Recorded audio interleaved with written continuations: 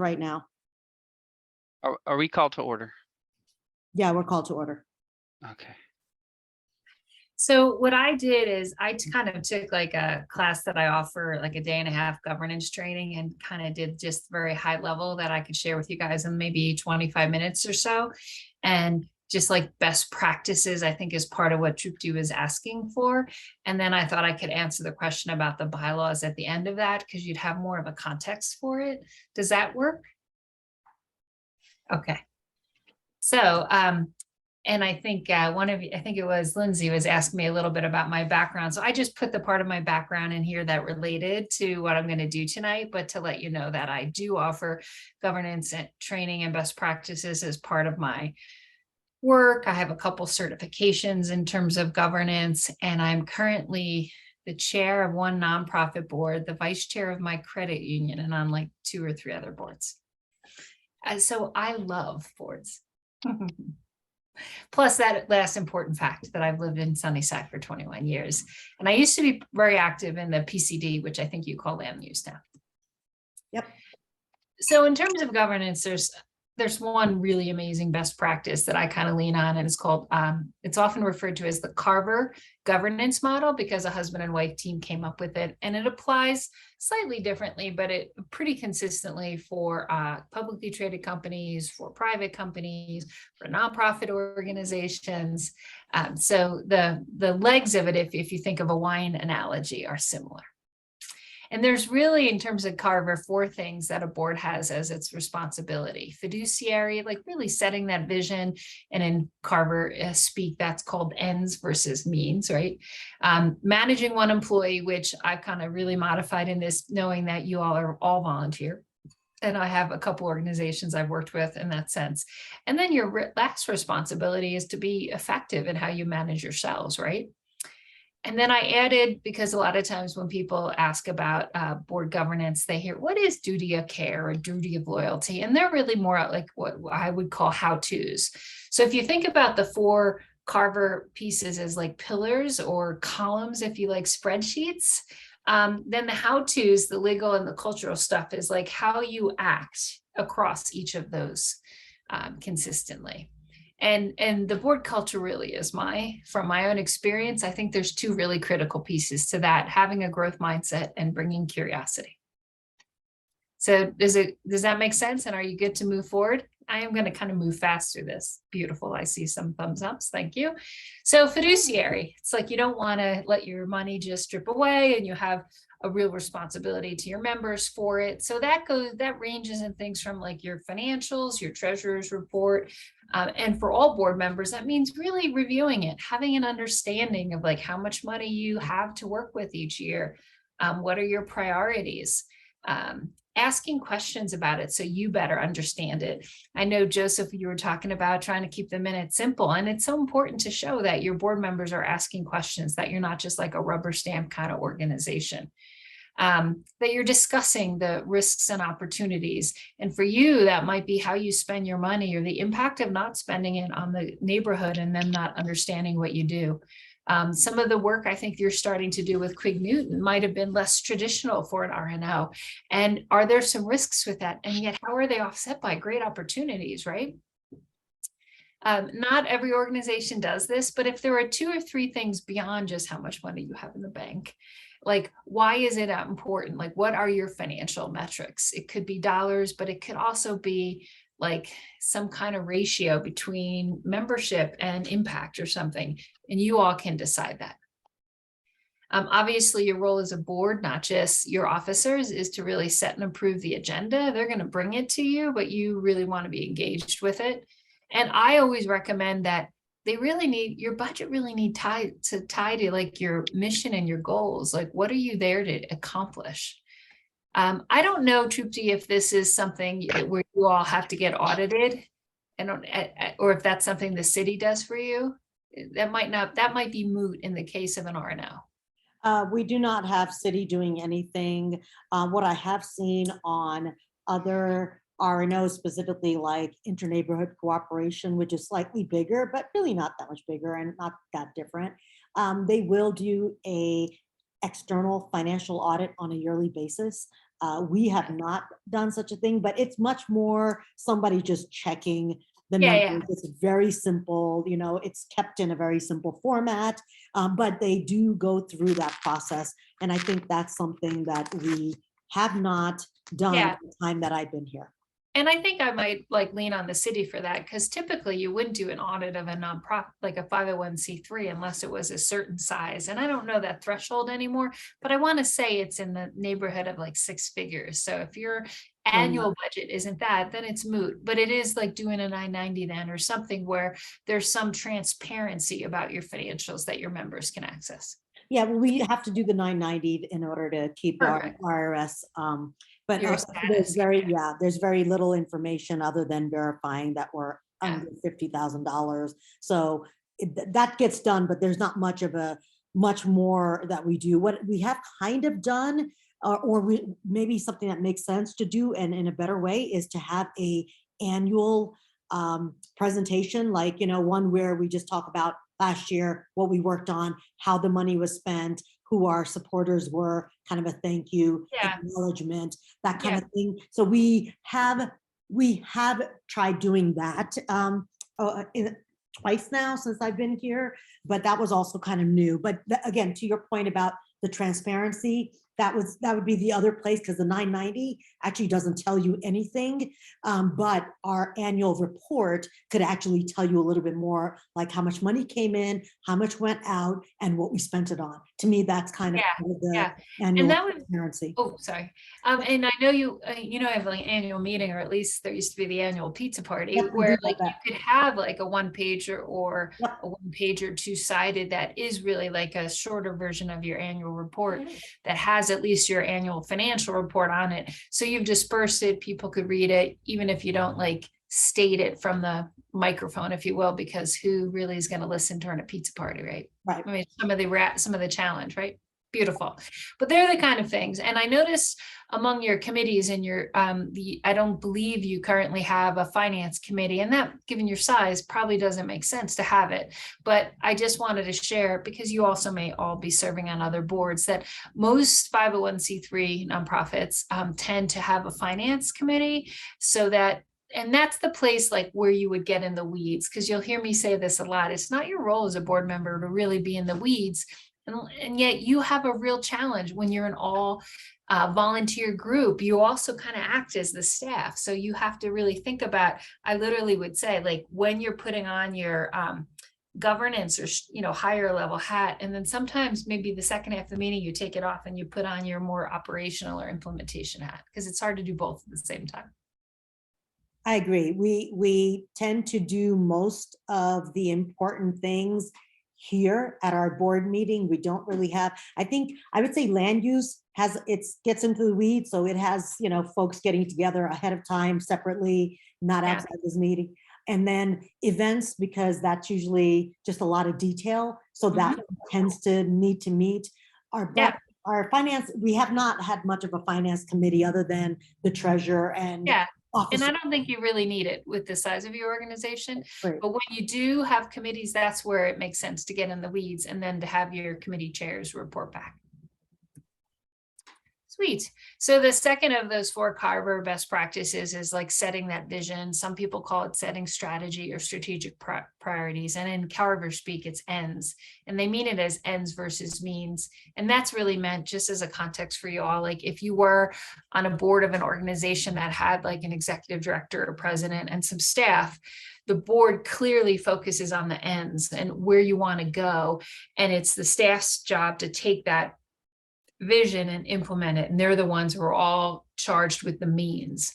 And so that's a normal way to separate it. And that's why I said it's really hard. Like you could literally imagine like, okay, I got my board hat on or my governance hat on. So I'm focused on like the ends or where we're going, and I take it off. Okay, now I'm more in the weeds. This is about the means, or another word opposite governance would be management, right? Mm-hmm. But ends is, and this is something even as an all volunteer group you want to do, you really want to have a sense of where you're going, like why you exist, like how our community, how Sunnyside is going to be better as a result of your efforts. So what does that look like? What are some key things you need and sense of means to get there, especially in absence of having a staff where you have to run it, and making sure that that, your activities at a board, whether it's budgeting or something else, then align up and really support where you want to go. Make sense? Yes. Do you guys do much in way of like having, and I should know this, but so I apologize as a member for not knowing, like a vision statement, or where, like, by 2030, Sunnyside will have blah, or will be known as blah, something like that?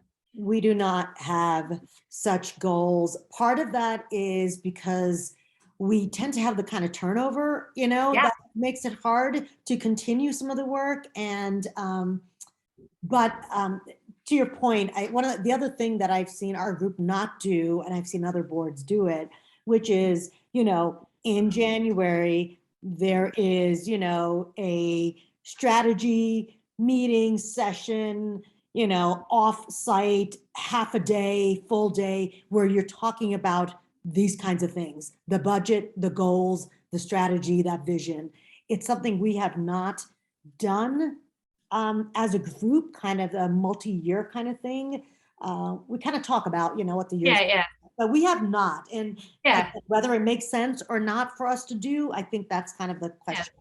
And I would guess, just knowing what I do as a member about Sunnyside and RNOs in general, like in one sense, that's a hard thing for you to do because it's all volunteers and there's turnover. And yet I would say that's almost a more important reason to do it, so that as people come in and out or move in and out of the community, you kind of have a slightly more consistent kind of sense of where you want to go and what's important value-wise to the organization. And so maybe what you just say is, over the course of our events for the next year, we're going to pose 1 or 2 questions at different social events so we can get community feedback, and informal, anecdotal.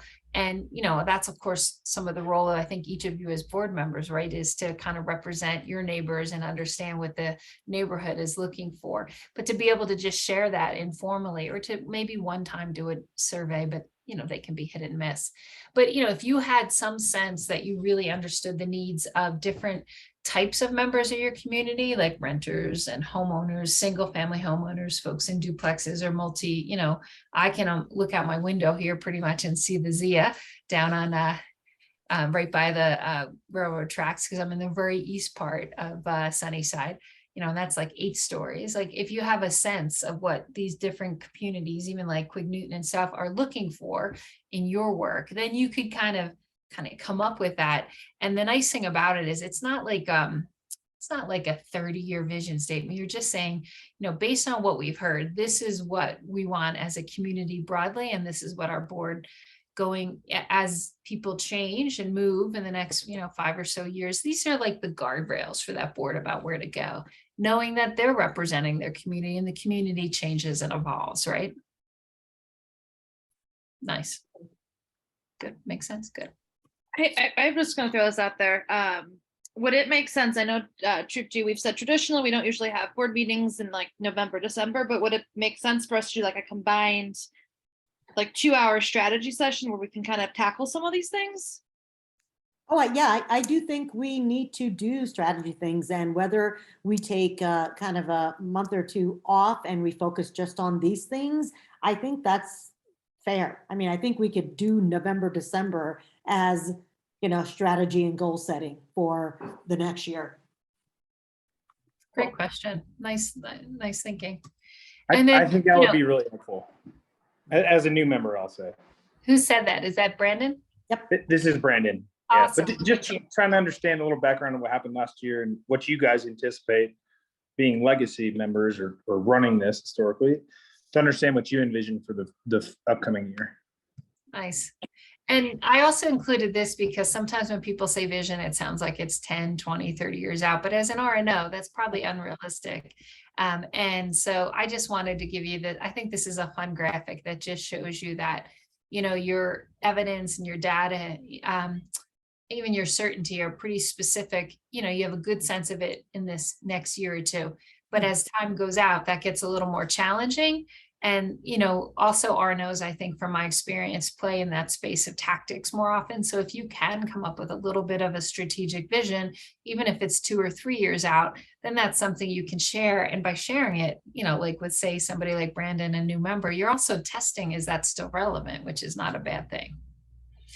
but you don't have to certainly get to the systems level. Oh, that makes sense. Thank you. Yeah, sure. And then this is the one that I probably modified the most, because normally as a board, you only manage one employee. Like, and I've sometimes been on boards where like people will know like the VP of sales or the head of development for a nonprofit or what have you, and just reach out to them directly. And you have to be careful about it, because the board only has one employee, whoever that executive role is, whether it's an executive director, president, or CEO. And you do the kind of normal things you do in like a coaching or an employment or supervisory kind of role, which I won't go into, but they're laid out there. The challenge is you're all volunteers. So I would say that in some ways, your board president, in the case of Trupti this year, is kind of playing that executive director role a little bit more, but not quite the same thing. So I feel like this is the least relevant part as an RNO, but I didn't want to omit it, because if you're on other boards, it's actually, to me, the most critical part, and especially that board president or chair with the executive director or CEO. That's a really critical relationship. I'm going to just keep going unless you have a question about this, since it's, I think, a little less relevant to y'all.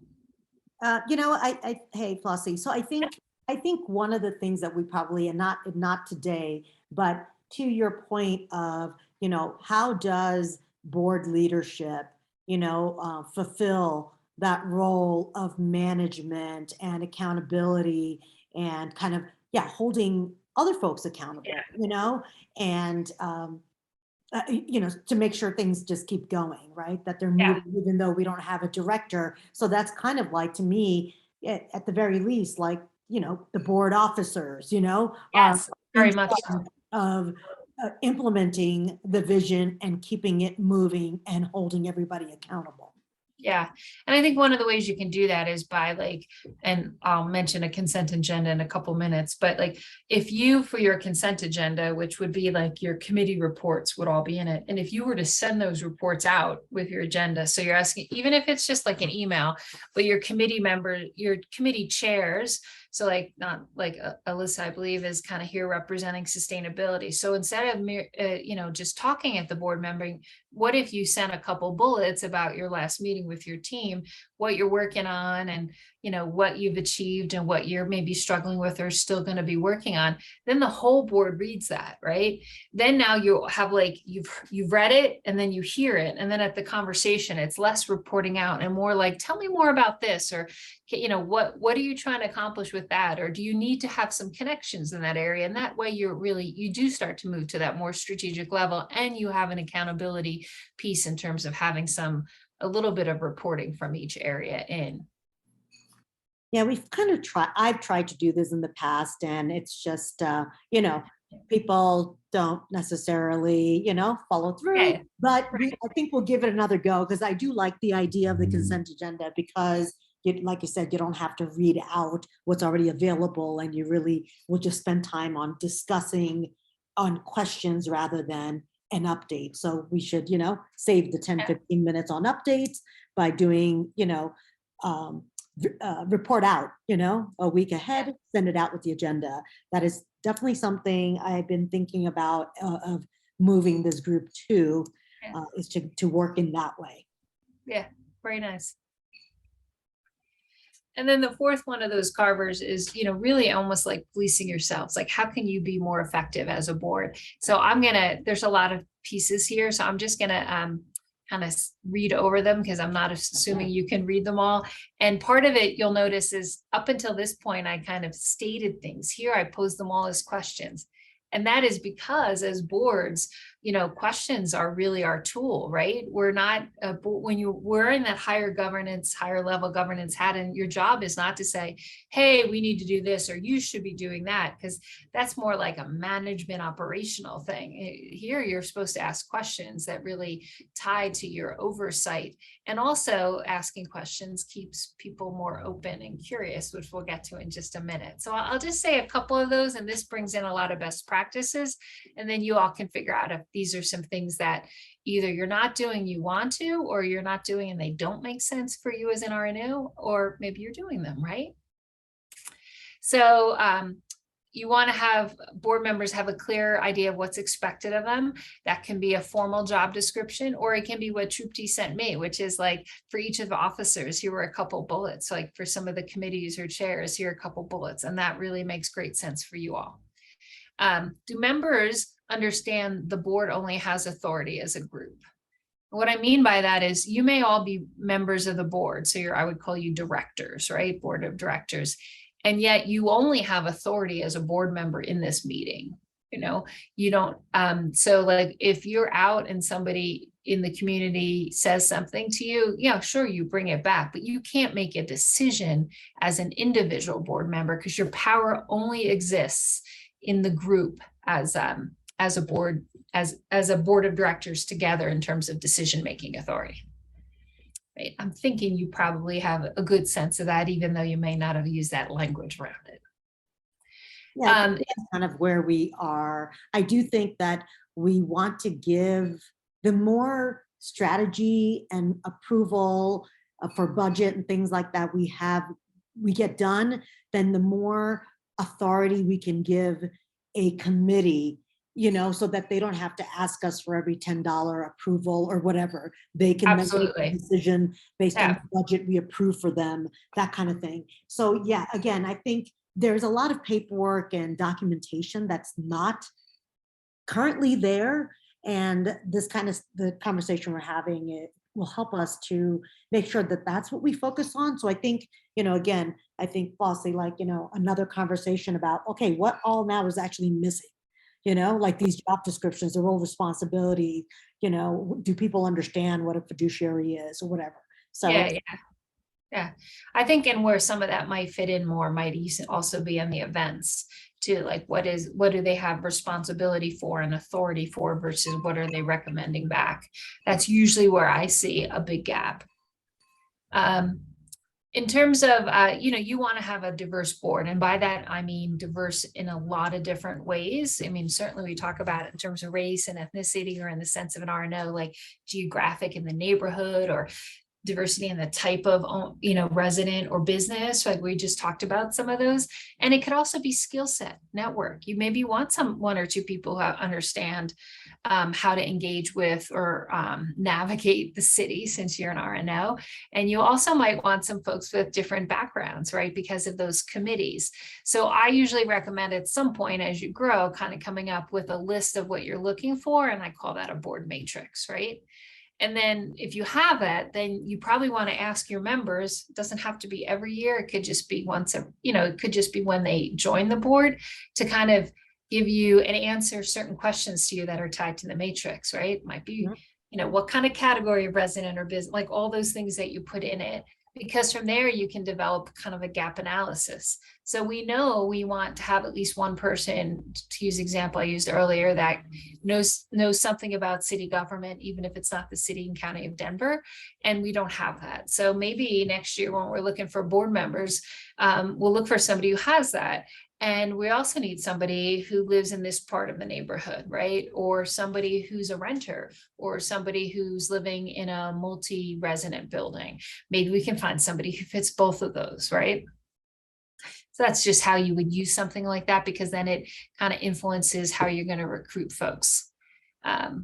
Obviously, your board members are more engaged if there's some level of onboarding. That doesn't have to be overly formal. It could be sitting down with the chair of your membership committee, or the chair of your membership committee and your board president go to Diebold's and have a beer and talk about it. Or, like it doesn't say it, just, you can tell that's right where my husband is right now. So he's having a beer and I'm not.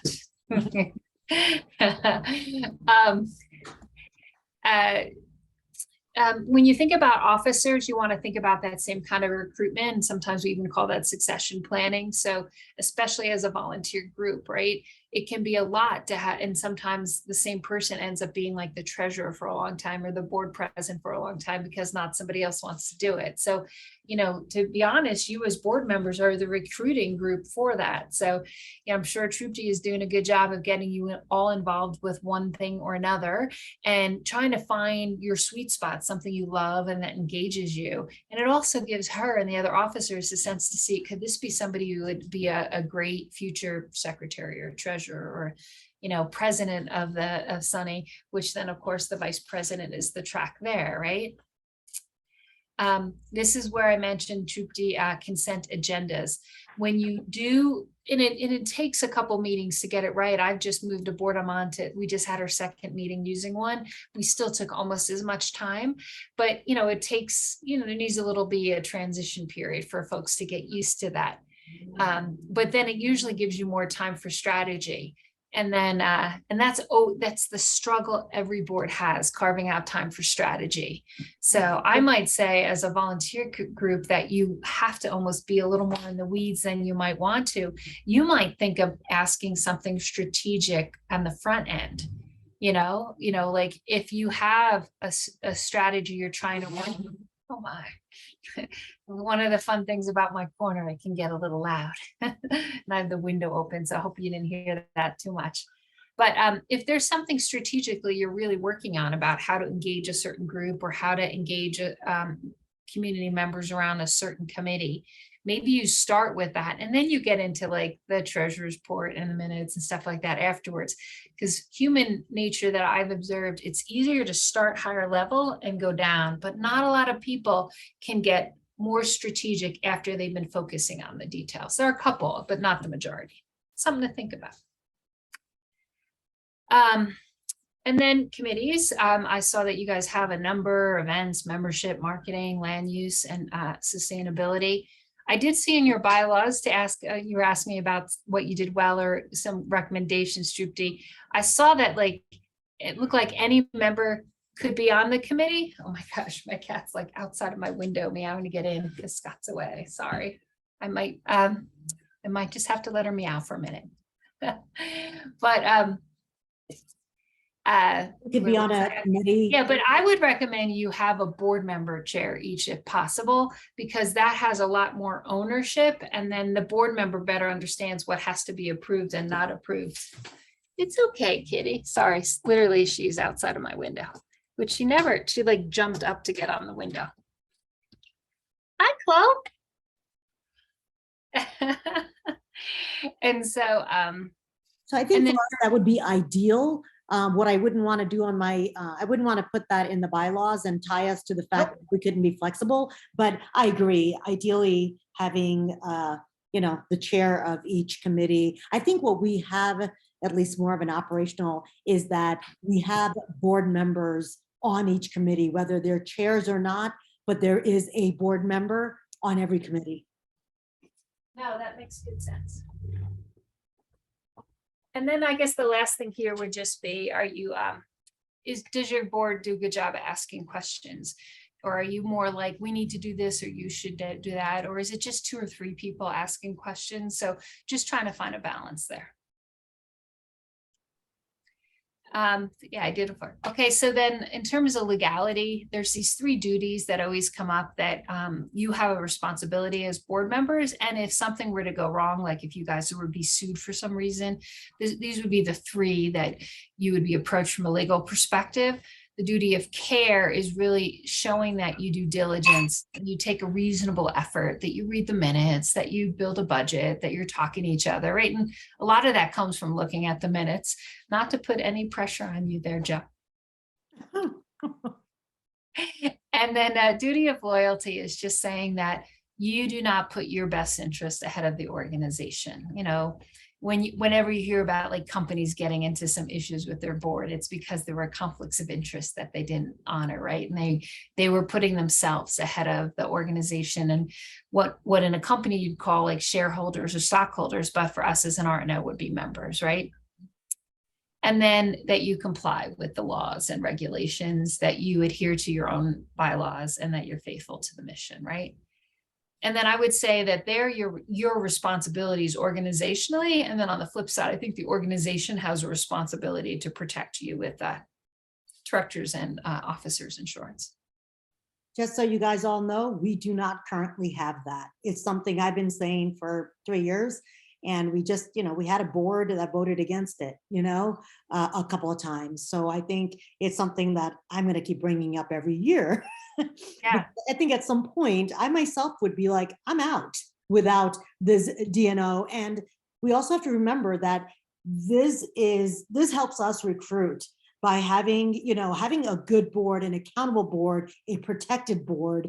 It for anybody who's been on boards before, they may want that. They should want that, and they should ask us this. That's someone who knows what they're talking about. So this is something we actually are going to need to budget for and actually do, because we don't have it. I think it's a mission on our part. Yeah, I think if you budget for it, you'll probably have a little less resistance to it than if you have to try to like add it to the budget later. And I also wonder, and this I don't know, is if, you might be able to buy it through the city since you're an R&O, and that might keep your costs down, because there's probably some economies of scale of all of their different commissions and R&O. They don't do that. As far as I know, it's going to be individual. I think it's about $1,000 a year. Okay. And Flossie, correct me here, because this is one of the things that I think folks last board had a hard time, or previous boards had a hard time understanding, that most of the times frivolous lawsuits against nonprofits lose.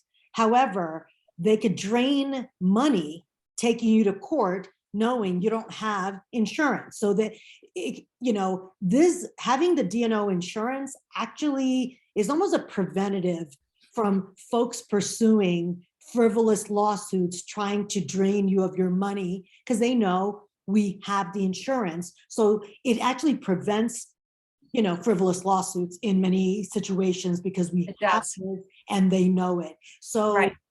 So I want to make sure our board today is understanding why we need it. It's not because we would lose, because there are laws in the Colorado statutes that are protecting, but how much money are we going to spend in court? Because we don't have enough money. That one lawsuit and we'd probably be bankrupt. Yeah. And you're less likely to be pursued in one sense because of your size, and yet also because of the nature of how, let's say, passionate people can get about their opinion about their home and their neighborhood, could create an opportunity for you to get, somebody to take an action that is not likely to be successful, but really comes out of like some kind of emotional response. I see Lindsay has her Oh hand. yeah. Thank you. I have one's a comment, but my first question, is there a way to like write it into our bylaws that we do need to have D&O every year? Yeah, we should. So I have seen that, especially since you're doing your, I haven't seen that a lot. I'm actually just working on that for an organization I'm part of. We just created like a general part of the end of our bylaws that have like the indemnification and insurance and a couple of things like that all under one article with different sections. And that D&O is part of that. Okay, cool. I agree. I think that's when we jump over to, and we won't do that with Flossie, but I've had her look at it, because I think that's one of the things that is missing. And I think that is the way to address this once, and not have to deal with it on an annual basis of contemplating whether this is worth doing or not. I think it's just good practice to do. Yeah. Yes, I agree. I put a note down that this is something we want to add into our bylaws in the indemnification article. Yeah. And this, Do the other neighborhoods have D&O insurance? Do you know? And do you know who they use? Do other RNOs use them? Yeah. Yes. Yes. Okay. We can find out. I think the question also was, Trupti, do you know which, like in essence, insurance carriers they use for their D&O insurance? That's probably less important, but we can easily find out. We can Yeah. talk to just our surrounding. I know Honey has it. I know Inc has it. That's why I know the dollar amount. But yeah, that's going to be, we could just bring in someone from insurance to, look at this for us. We all deal with insurers as it is. One of You might even find a member, who has part of Correct. an agency that could do it through you, right? I agree. Nice. Come and explain to us. Yeah, this last piece on board culture is really something I've put together from my years doing this. And it's probably what we would call like quote unquote soft skills or EQ, right? So, you talk a lot about growth mindset in terms of companies that are about scaling or innovation. And I think that's really critical for boards too. And I do it in this context of comfort with discomfort. I won't like read all of this. I give a couple examples, but if your board meetings are so contentious, that you're stressed all the time, that would, I'd be like the alarm zone, and that might be something to work on. And if they're so kind of consistent, well, I mean, not consistent, so like status quo, they're always the same, nothing is exciting you, you're not being pushed to present or grow or ask, you're not asking kind of strategic or tougher questions, then I feel like you're in the comfort zone. So you're not going to grow as an organization and, you know, really as a team, because that's what a board is. So I would just encourage you to try to be in places where if it gets a little uncomfortable, don't try to get out of it, just try to like honor it. Because I'm sure living in Colorado, a few of you have done some hiking, and it's not always comfortable to do a more challenging hike. And yes, it's like beautiful, and there's that sense of achievement. So I just wanted to encourage you to think about trying to be in that place of discomfort, and just hold it if you are, and be like, okay, I'm in this, I'm learning, I'm growing, woohoo, you know, and instead of trying to like rush out of it, like, because a lot of times as humans, we're socialized to try to not be in discomfort, right? And I would say that curiosity is one of the best strategies to employ when you are uncomfortable. And that kind of leads into that last piece. Like, if you as a board or individual board members are always saying we need to do this, or directing or recommending actions, not recommending for consideration, but like, this is what we need to do, you know, our egos defend our ideas, even if they're not the best idea. Even in brainstorming, where we say we're open to other ideas, that if I throw something out, Lindsay's gonna come, or Joseph, we're gonna come up with better ideas. That's awesome. And yet we still kind of own the ideas we come up with, and we close when we defend things. But when we ask questions, we stay much more open. That's why companies like Apple and things like that are always about asking questions, because they want to be more innovative.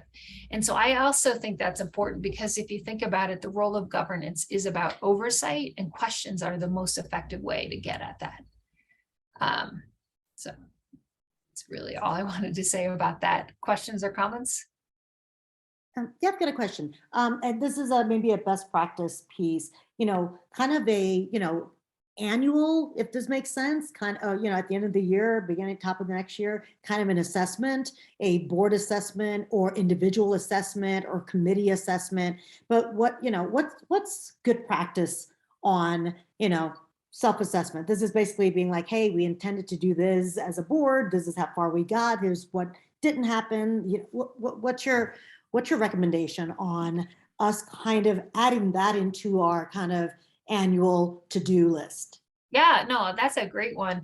And it doesn't even have to be annually, but there are a lot of like self-assessment products out there.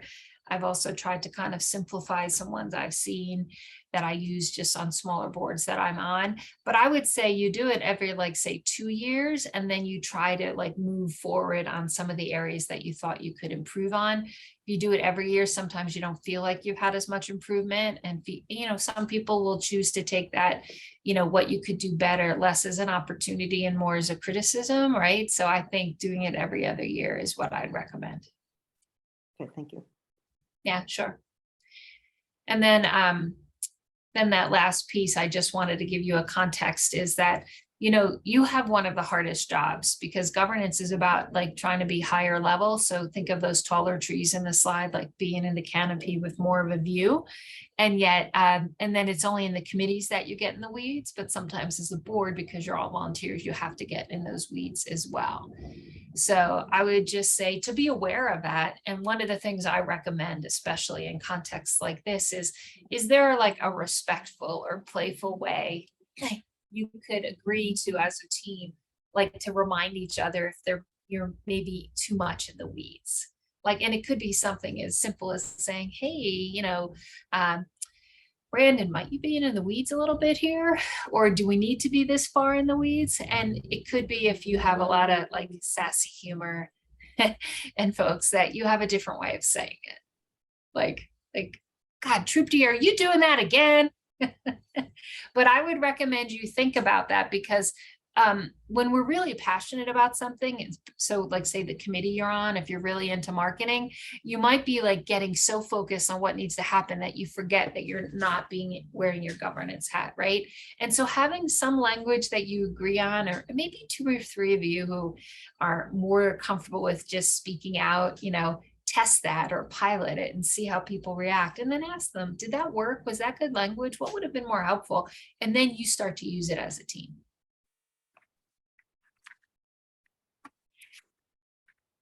So that's probably where I want to like formally stop and say, any questions or something that really stood out, something that you might want to apply? I'll say that kind of that board matrix is something I've thought about. I kind of apply that, but it's really not on paper where it's just a matter of when we're looking for recruits. I'm usually looking at what we're lacking and missing, instead of just bringing anybody on who wants to do something. It's more like trying to find someone who wants to do what's needed, So, but actually putting it on paper would be a good thing to do in terms of having a matrix of the skill sets and interests, so that we can look for where the gaps are. What are we looking at? And then you could celebrate what you already have too. Nice. What else? I liked kind of the board culture thing. I think we've got a mix of new board members, some of us that have been here for a couple of months, and then some who've been here for a lot longer. So kind of figuring out how we want to function as a group. And I also think that also kind of even delves into are we getting too in the weeds in some of the meetings and kind of what that looks like. But I think that is really interesting to take a look at, is what are we expecting and what's that going to look like? Cool.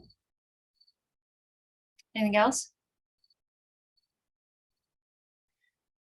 Right, I'll just do one last piece of homework from what Trupti asked me for in terms of things that might have come up that didn't come up when we were talking about the bylaws. I wanted to acknowledge that I really like that you created a range instead of a flat number. I think you are now at maybe 5 to 15. I would say that 7 to 11 is the typical range. I think so I might encourage you to think about the 7 side of that. But I also understand you're all volunteer. Because you're all volunteer, I really like the fact that you extend it to 15, because you might have to recruit that many people to have 7 or 9 active members, right? And then let's see.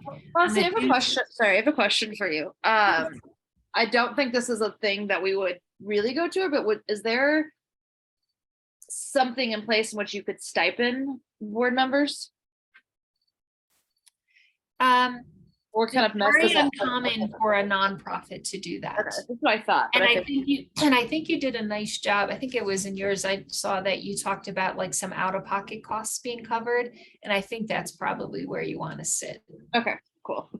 Yeah. Lindsay, what were you thinking about in terms of stipend? Are you thinking about paying someone to do administrative work, but then not? I just have to think of some of those things as we're talking about some of this, just looking at what are the options for recruiting board members, knowing that it is this much time and that. So and I know we've kind of talked about folks doing work, are we promoting them, kind of what are these different pieces, but just kind of, and also just for myself, just interested in knowing that that kind of that piece. So yeah, I would say that on another membership nonprofit that I'm part of, it was becoming challenging. So we did pay someone to do some of the administrative. So that was a contract employee that was a non-board member. And then that reduced some of the maybe kind of busy work of a couple of the board members that didn't seem to, that allowed them to be more focused on what we most needed them to do. Sorry, I must have opened email because now I'm getting all these emails. I don't want to distract. I know they're coming up on the screen, so. And that's something no fun for you. This board can talk about that, and kind of a next strategy thing is what would that busy work be and how much is it worth? I know Honey pays someone, but it's it's a person who's taking very little money for a lot of skill. And if I could get her to do it for us, I would. I Nice. can't. But Yeah. they pay her very little, but she contributes a lot Yeah. on the administrative side. And probably the only other thing I would add to your bylaws is you mentioned under a quorum that it just like simply a majority present. But I have found sometimes that is not specific enough for some people. You might just want to define majority as like one, like equal to or greater to 50% of your current board members. Okay. Because then people can that way a lot, oh, we currently have 9, so that means we need 5. Okay. I think majority makes sense, but I've seen people stumble with it. Yeah, we had like half plus 1, but that also is a little weird because you'll never have on an odd number, you'll have a fraction, Yeah. So that was another thing. Yeah. But I get what you're saying. Make it Yeah. a little clearer on quorum. Yeah, or you make it clear that it's about the individual member, not the percentage, right? Like, like if you have 9 members, you need like 1 more than half of your member, There's a couple of different ways to write it, but Right, that's we'll usually talk about pretty available. I think Colorado Nonprofit Association even has, they're old, but has their bylaws available online. Okay. I did borrow a little language from that for one I just updated. All right, sounds good. Awesome. Any Well, other thanks for questions? letting me be part of your meeting. Oh, thank Thanks you. for representing our neighborhood so well. Anybody else questions for Flossie before she goes? Comments? All I'm right. having one of those brain days, so I might have some follow-ups, but thank you again, Flossie. Yes, no worries. I'm happy to just reach out by email, or I can be incentivized to meet for a cider or a beer Or wine? and support one of our neighborhood members. Yes, absolutely. Yeah, I'm sure we will come back to you because I think when we try to implement some of the things that you're talking about, that's where, I may Yeah, be sure. back and say, run some documents by you, like. Yeah. what Do you have a think? gap in it? Do you have a matrix? Sure, I can do that. Wonderful. See Right. y'all. Thank you. Bye-bye. Bye. All right, so now Brandon, since you're on, do you have the financials we can share and kind of look at the items that we want to consider for budget approval? I do not have a listing right now. I propose that we defer that to the next one. But what would be really helpful for me to understand is in that 12-month plan, kind of alluded to this, what do we want as a group to be included? Do we have a full picture, or should we maybe just take thoughts from everybody here? I'm new to this. I don't know what the rest of the year looks like as far as events per se. Yeah, we could defer the whole thing to next month. Basically, there are dollars that we want to approve potentially, and it's those items that I was, hoping we kind of had a list of. I think I sent you some stuff, and just to put it into the context of here's the total money on hand. We're looking at spending, approving this much money and where it's kind of coming from. For the most part, most things are paid for, a lot of times, like the money we're spending on coming from the grant, the money that we're giving to Trevista came from the pig roast, the money that's going to the scholarship, majority of it's going to be covered by the 2 fundraisers that we've had already this year. But D&O insurance might not be, and some other items, but we can defer this till next month. But what were you asking, Brandon? What were you asking us to provide you? You were asking a question. I'm not sure I answered.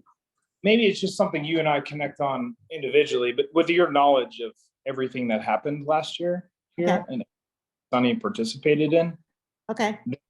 certainly have a better view of all this. Okay. And put that together. But I didn't know if anyone else on the phone call had a suggestion or proposal or something that the neighborhood should be spending money on. I'm just gonna jump here. I think realistically, I know Joe was new. Alyssa, I don't know if you have anything. Troop G's brain has all of the knowledge in which we are trying to pull it out. So I think that would just be helpful, just like seeing like, hey, this is what we've done historically, then this is what we spent money on this year. And I think that will get us closer to where everybody wants to be for moving forward of, like, let's have a strategic plan. Let's give committees budgets for next year. But right now, like, from being in it for 6 months, like, I'm like, still like, oh, what is it? So I'm so like, I think Brandon, if you and Troop do get some time together, that'd be super helpful, just to be like, here's what we've historically done and how to do that. That's fair. I mean, I think it changes, right? We have events and stuff, but the way we've operated in the past is really have done it kind of event by event by event, approving money month by month instead of actually, figuring out what committees are doing and what they need money for. And, I would also, when we talk about kind of spending money, I would also encourage everyone to be thinking about how to bring in money, right? Whether it's membership, whether it's going for grants and those kinds of things, whether it's coming up with fundraisers. So I think, ideally we like to raise money for everything that we spend money on. That's kind of the best case scenario, right? Is that. Obviously, insurance is not something we're going to go fundraise for, and we don't need to. But Brandon, how about you and I? And it won't be next week, so it'll definitely be kind of more toward end of October. But let's make November, let's focus on the financials and budgeting for next year as being the big thing that we're going to work on next month. Yeah, using a bottoms-up approach, though, should the committees provide input on how they anticipate spending money? Yes, that is something that we want to do for next year. At this point, like, we're at the end of the year, we've kind of allocated money, we've spent money, we've got some more money that we're going to spend. But yeah, ideally, we want committees to tell us what they need. Now, and here's the thing, we know what committees spend money. It's mostly events. Okay, events is where money is mostly spent. But, land use could be spending more money. Land use should probably be spending some money on things like education of its committee members and things like that they're not doing today, that they could be doing. And I think that's what we should be focusing on at the committee level, is how do we make our committees more impactful? What resources do our committees need to do what we want to do better? Membership, does spend some money too, because we may be sending letters, we may be printing brochures, there might be stuff money on. So I think events, I think membership, I think land use, are the ones where I can see we need to be spending money, and we're just not doing a good job of doing things, like education, like bringing in speakers. We might need to hire a consultant next year for some land use items, and that's where that $2,000 from Amanda may be going towards NPI and land use. So that's why that was one of the items that I wanted to make sure that, but Bobby's not even on here right now. Can I jump in real quick, Troopy? Yeah, Sorry. yeah. So Brandon, to answer your question, all of those questions and all those committees, Troopy's going to know the information, because in the last 2 years, we haven't been able to do a lot of that stuff. And so Troopy's like got it all. So that's why I'm like saying, hey, let's suck it up. Basically, let's suck it out of her. Then we can send it to everybody. Cause like we can say Catherine can leave an events budget, but she's only been here for Correct. And then it's me, and I've only been here for 6 months. So then it's Troopy again. So that's why I'm saying, yes, it should come from the committees, but since the committees are so new, like I can definitely come up with some stuff for membership and like other stuff. And I'm sure Bobby can think through land use, but Troopy is like knows all of that. So that we need to do that first. Yeah. I might need to do maybe the first pass of here's all the committees, here's where I think the committees may need money, or here's what the committee should be doing that does cost us money that maybe we're not doing. So we could be walking through the budget. Maybe it might make more sense if I come up with the first pass of dollars per committee and kind of go from there, and then kind of have that conversation with the committee chair about, well, does that make sense, Yeah, or if you have time next week, you and I can just get together for an hour and just put some stuff down. Actually, I could probably do Zoom. I'm in Breckenridge next week. I'm not, going to be in town, but I could do it over the phone. Whatever's easiest before we all connect next. Okay, yep, You sounds got it. good. Now, there's an announcement too, which Bobby's not here, but Bobby's leaving the state. So he accepted a job, which really is a big hole because he's also our land use chair. So this is my challenge here is going to be that I will be much busier on land use. So lots of other stuff I cannot focus on. And we, as a committee, we need to recruit more people. We already did need to recruit more people. And actually this board, we need to be recruiting more people. That's what, I mean, that's something we are gonna need to focus on. And I think we need to make recruiting everybody's job, you know, not just one person's job, two people's job. Everybody should be looking out for potential board members. But in terms of, well, what are they going to do? I need some material so I can show it to them. That's something we could work on together as a group. Okay, so we're going to pass on financials till next month. Hold on, let me just pull up what's next. Okay, we've got the organization review, budget items. Okay, let's see. Let's just do committee updates. I think we are, let's see, where are we on? Yeah, we're good on time. We'll do committee updates. And we do have a quorum. If we have to take a vote on anything, we do have enough people here to do that. Let's start with Alyssa, who's been patiently waiting. Alyssa is with sustainability, and most folks on this group have not met you or even realized that we have much of a sustainability committee. So give us the overview, like how you started, kind of where we are now and where we hope to go. Sure. Hi, everyone. So I've been a member of the Sustainability Committee since it was shortly before COVID, when Anna was leading the committee back then. Yeah, certainly, as it sounds like most of the committees suffered through the pandemic and just a lack of being able to do things, as well as just a decline in participation. We probably had, 10 or 12 people on the committee then, and they've all scattered. So we're down to 5, but actually one of the things I was going to share is Amy let us know she's relocating out of Sunnyside.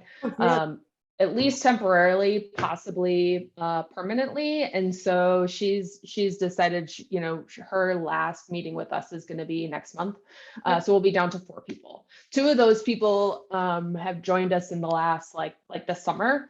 So we're still just trying to figure out how we get some momentum, how we get some engagement with the community, get some good projects that people are excited to lead and drive. So we're still in a mix of like brainstorming some ideas. Yeah, that's kind of my elevator speech.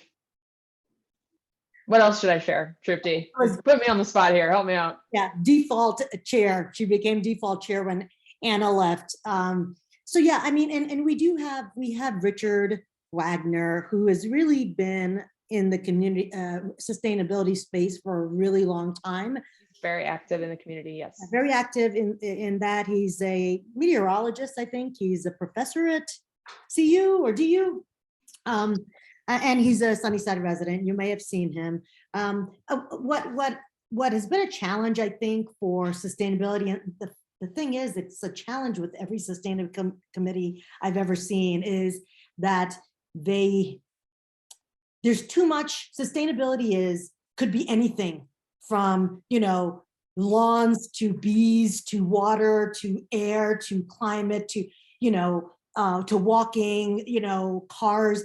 It ends up being too broad that sometimes it's hard to really focus. So Anna, the previous individual, had decided, because she's been there, she's realized that that's what happens to sustainability, is that everybody comes in with their ideas and then nobody can mobilize around any one thing. And then it just kind of crumbles and falls apart. So she kind of had a 3-pronged approach. I think it was tree canopy. I think it was water. What was the third one? So the 3 areas of focus were really waste diversion, tree canopy, and water usage. Just to kind of go on that a little bit more, one of the things that we talked about recently was, how much can we really do about water quality? Like, as far as like the scope of projects that we can take on, and even tree canopy, like how, like that isn't to say that there aren't ways that we could influence it, right? Denver, you know, leaning into the park people and Denver Digs, they do like a free tree giveaway every spring that we always promote. But aside from that, like how much can we really do in that space? So we were talking also about reducing vehicular traffic. So how do we promote, you know, to your point, people walking, people biking, having more like pedestrian friendly areas. And so that even came up as like a question, especially since we've had so much turnover, like, are these the right 3 things? So to your point, we are trying to limit like what we consider our scope, to not, because even sustainability can go into like, you know, sustainable neighborhoods is just like, it can be your history as well as your future. And, you know, there is a lot of things that goes into it. And that's a lot of truth. I also think that some of the stuff that we've struggled with, I do think that the disconnection with the board has kind of created a little bit of an island. So I'm excited to continue to come and listen to what's going on and also have this connection point. So I think just strengthening that relationship is just going to help us be more effective. I don't know. I've been putting my brain on like what is preventing us from getting more momentum behind a lot of this stuff. And it might just be that we need some input on just on that, on like, how do we get going? How do we select projects? How do what we have like a whole list of things that we could do, to your point, Tripti, it's a broad scope. There's all this stuff that we could do. Like, what's feasible? Where are we going to need assistance? Who are good partners to get some of this stuff done, to help us kind of down select into stuff that's actually like actionable. So I will say I've been kind of watching, you know, I've been following you guys, obviously, you know, trying to, you know, I try to come to your meetings where possible, and I know kind of where you've struggled. And, you know, you're right, you know, how can you, impact any or all of those things? I actually think that, I think sustainability, instead of worrying about this higher level of these 3 things, or even if it is within those, but I really think that you guys should pick a project or 2 in a given year and then just pursue those instead of trying, you know, like for instance, if the issue is making, zero waste with our businesses, then you spent the whole year on just building relationships with businesses, right? And then trying to find resources with the city. So the Climate Action Office, CASR, there's actually a lot of money in the climate and resiliency space with the city. And one of the things that I would say is that you should probably find partners in the city who can be the folks with the money and some of the organization. For instance, for us, two things that have popped up that we've worked in this way, and it's easier than trying to do it ourselves. One was with the Parks and Rec, right? We partnered with Denver Park Trust because we're a area identified as not being very invested in historically, therefore he could focus on us. So now we've got a city partner to work with. So we do that. This other thing that we're working on, and again, this could fit into your space too, and this could be where, here for the rest of the board, it could fit into more than one space for us, but if it has a sustainability bent, we could give it to the sustainability folks to continue that. So for instance, this micro-mobility piece with Dottie, there is an individual assigned to Sunnyside. Her name's Elizabeth Morales, right? She has become a partner with us on multiple projects now. She's helped on the Parks and Rec because there's some overlap there. We're currently doing a bike safety thing. 2 organizations in Sunnyside, both of them applied for a $1,500 grant and we got it. So we have $3,000 that we're about to spend on bike locks, actually free bikes, food, education, whatever, around bike safety and, you know, and locks and those types of things. So again, when we talk about driving less and, you know, and moving more with other ways, you know, that particular grant could be something that sustainability, you know, could develop a project around if it fits those things. So in the same way, the Climate Office has a shit ton of grants and programs and projects and money. What I would suggest is that we tap into existing programs and money and resources instead of trying to create the wheel on our own. Because I think Yeah, on our so own, we have a harder time. I think honestly, truthfully, what you're doing is you're helping identify kind of why we're stuck, right? Because there are all of these different variables and elements to consider, and bringing this together in order to say, okay, because there are grants available for these things, because there are programs already established for those things that we can lean on, because we have these partners in the neighborhood, these are the things that we like. This, I love the idea of like pick a theme, right? Like reducing waste in our businesses, like that becomes our theme for the year. That becomes the focus, and everything goes around that. I think that's fantastic. But I think for us to effectively pick something like that, that context that you just shared, that input is incredibly critical and helpful. And also I think we're feeling a little lost. And so that might be where we can partner with the board. And you guys, it sounds like have a lot going on, and it's like, I don't know how high this is on your priority list, but just something to consider as far as if there's anybody who's worked with a committee to kind of get that initial starting point going and help assess those inputs, and just like, and then we can kind of take it from there. I would be very receptive, I guess, is to summarize. Yeah, I'm actually thinking that mobility, that we may be able to apply for another, I know we can. They've already told me, soon as we spend this money on October 8th, and then I do a eval of, what it was, how it was, and they get what they want, I can apply for another $1,500. When I say I mean SUNI as the organization. So think about how you could use that $1,000 in the mobility space. And that's at least this particular one, right? You found a business grant situation, but again, us not being, best we can do is align a business with the contacts with the city to make that happen for them, and we could assess that. But anyway, so I think finding partners, at least that's what I think you guys should focus on, is what is already available to us as a resource, and start from there. The other thing is, once you start doing stuff, more things just start snowballing. More ideas come, more people come with ideas who want to do stuff, and you kind of go from there. But I think you guys have been sitting in the talking about it phase so long, right? And not the action. So I really, that's why I think start a project, do a project. And from there you may start building momentum, but you'll also find people with ideas. Lindsay? Yeah, Alyssa, I owe you an email anyways. So I've been doing some park stuff with the Denver Park Trust, and we've got some stuff kind of moving forward. I think someone's talked to Elizabeth. I don't know if it was you.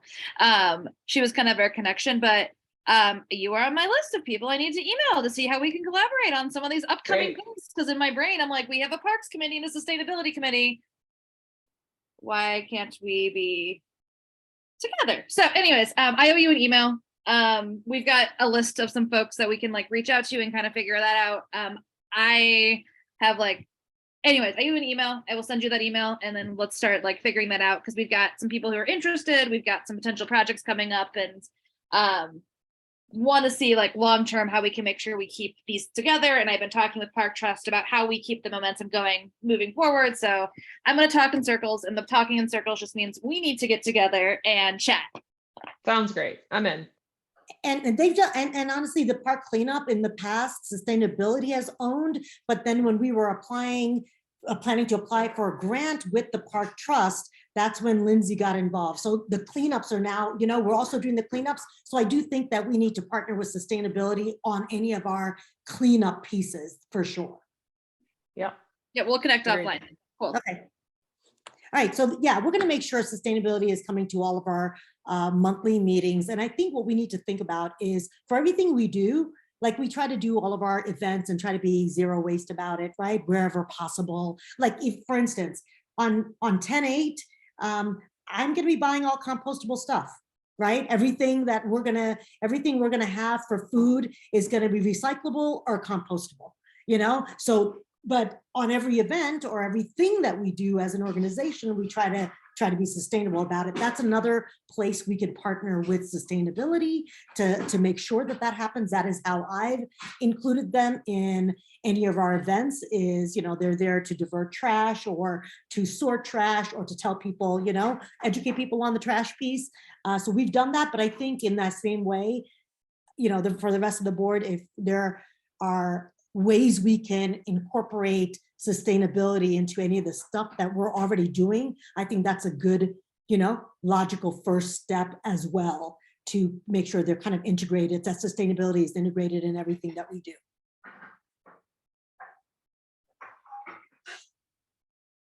So when's your next meeting, Alyssa? That would be October something. I'll have to pull up my calendar. It's on Mondays. I think it's on the second Monday.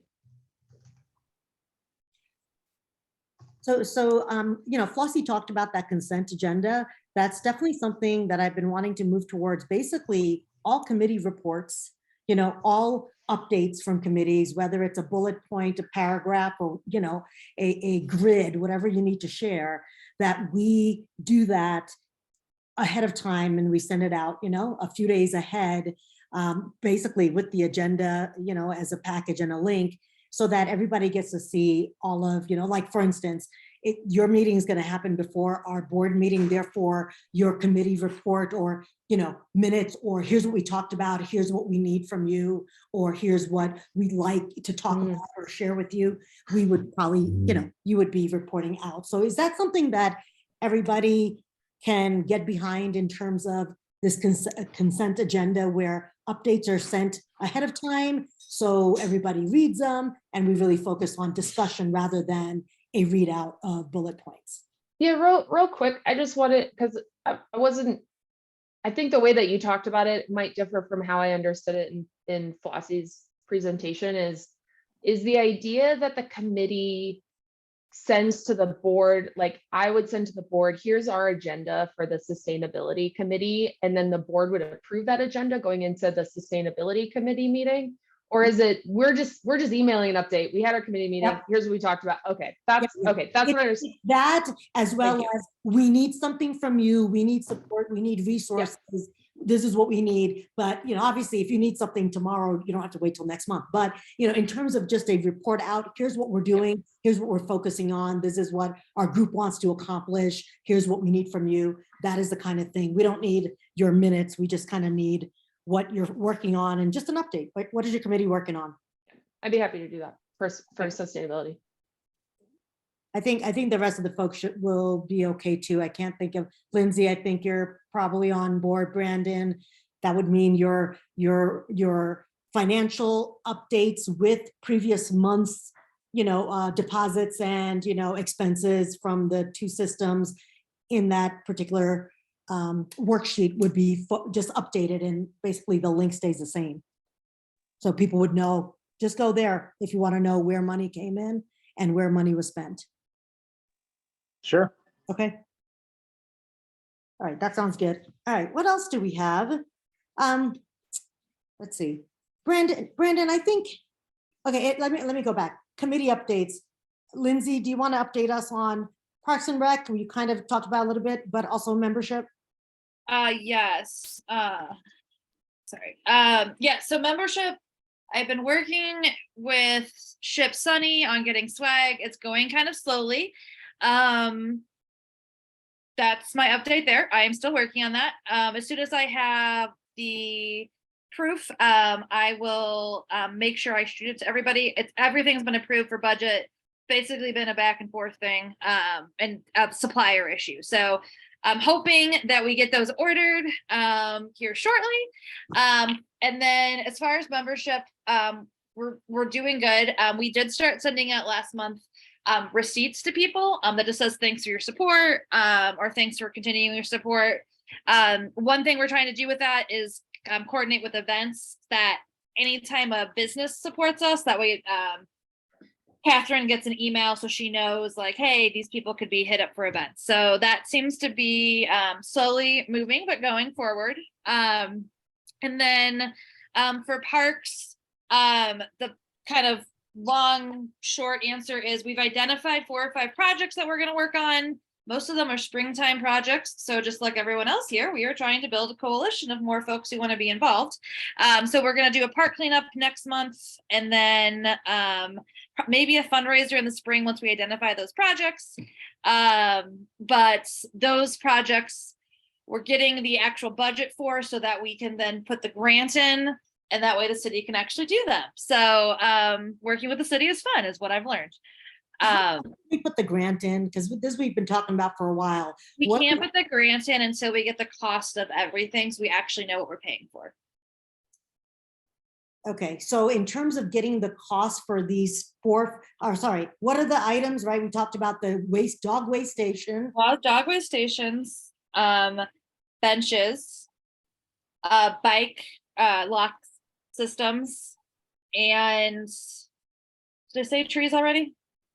No, what are we doing with trees?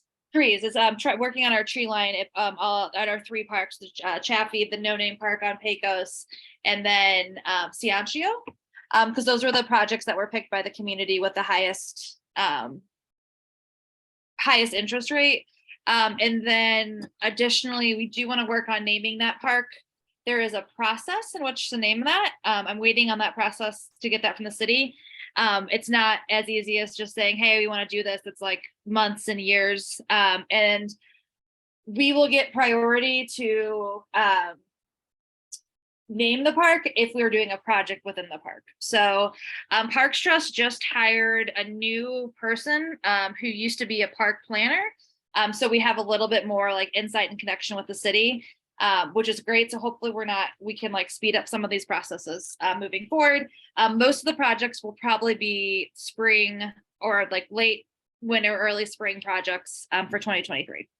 Yeah, but in terms of the dog waste and benches, bike racks and trees, in terms of cost, is Frank Rose Group working on? Yeah, so we're getting that. Yeah, so we've got to get those from Frank. But there's nothing the committee is really doing right now, I'm going to be honest. We're waiting on dates for a park cleanup from Frank. We're waiting on all the stuff from Frank, which is, it's city committee work. So we'll get there. But it looks like we should have some awesome stuff. Just so folks know, these are like the 3 biggest asks. No, we aren't getting a dog park in Sunnyside. It's real expensive. The sidewalk around Chaffee Park is part of a bigger plan. No one knows what bigger plan, because every time we ask anyone at the city, it gets thrown to different plans. And then we are supposed to be getting a new playground at Chaffee Park in like the next 4 years. So those are kind of those fun timelines that we're working with. So, but it is moving. We are, all that stuff. So that's kind of the parks update in which I have. Awesome. Let's see. All right. So our land use person's not here, our chair. So Bobby is moving out. We are and he's, VP and land use chair. So we're gonna have gaps in both of those things. So I will update you guys on what we're going to be doing on land use, because I really don't know. He just told me like 2 days ago that he's moving out this week. So he's going to be gone real soon. So yeah, I mean, there's this weekend, next week, there are neighborhood planning initiative meetings. If you guys are not going to them, please do. They're at the point of recommendations on, so basically they went through like, here's where we are, here's our opportunities, here's our challenges. Now they're at the point of saying, here's some recommendations. And now they're going back to the public to say, what do you think? Did we get it right? What are we missing? What do you think about these recommendations? So now that's happening right now. You guys should be participating in that. If you are not, please do so. Okay, marketing your website. They could not be here. Website could be here, but marketing was not going to be able to be here. But both of them have updates for us. So the little audit, Erin has done the audit on marketing, and she will share that with us. And on website, they have some stuff to share with us as well. I'm planning on setting up a separate meeting for just website and marketing, because the hour and a half, we just, 10, 15 minutes is just not enough to get into the weeds about website stuff. So we're going to set up another its own call via Zoom, most likely, to talk about website and marketing. So look out for email or doodle from me on that, so we can find the date and time. However, and we only have a couple of minutes left, what I did want to talk about on the website is the one decision that our board needs to make, that the website programmers are kind of waiting for, is you go or no go on member toolkit. And I had an opportunity to have a sit down with the person who manages member toolkit for Baker. And I'm now comfortable with it where I would be a yes on moving forward with using Member Toolkit. That changes our platform, and that will be what then our marketing and our website people would be using, that new Member Toolkit platform. So they wouldn't be bothering, creating stuff on our current WordPress. They would be doing it right on there. So that is the one thing that honestly I'd like to take a vote on. We do have a quorum. There's 4 out of 7 of us here. So I move to approve Member Toolkit as our new website platform for SUNI. Can I get a second?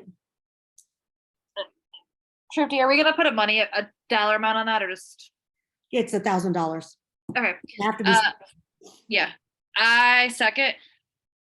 Okay, discussion. Do people have questions about, and I know you guys are new, so it's a little difficult, but any questions on moving from our current WordPress with a theme platform? We currently pay about $500, $400 a year, and that's going to now become about $1,000 because we currently pay our web host about $400 and about $80 for GoDaddy, something like that. That GoDaddy is still going to be separate, and all the other pieces, including the hosting, is going to be about $900 to $1,000. We will get about $100 credit because we'll put Baker down as a referral source, and Baker and us both will get $100 credit. So it'll be $100 less this year.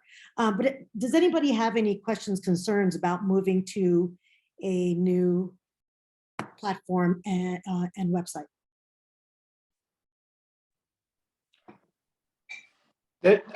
Financially, it's not a whole lot, sounds like, but more of the lift is the migration of data into that. And where does that responsibility lie? And who has time to commit to that? I don't know if it takes an hour or 10 hours or 100. We've got 2 people working on our website, and we have 2 people working on our marketing. So the website migration, development, all of that is going to be with our volunteers. So that is going to be Jeff and Betsy. They're already working on this now. Okay, that in my mind is the only holdup, just to make sure there's a time commitment there and that people are down for that. Yeah, it's not us. None of us are going to have to do that, but we do have volunteers for that. So 3-4 people who said they would do this for us. I have no objection then. I'm for it. Joseph? No objection.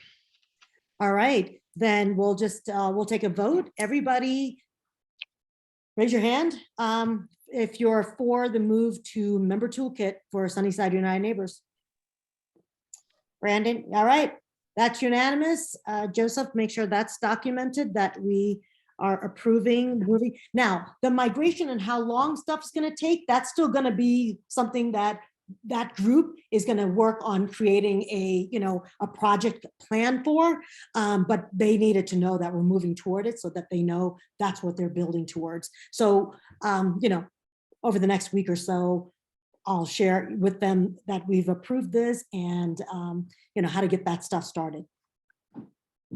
So I think we're all set there. Brandon, are you in town? Because I need to get a couple of checks from you.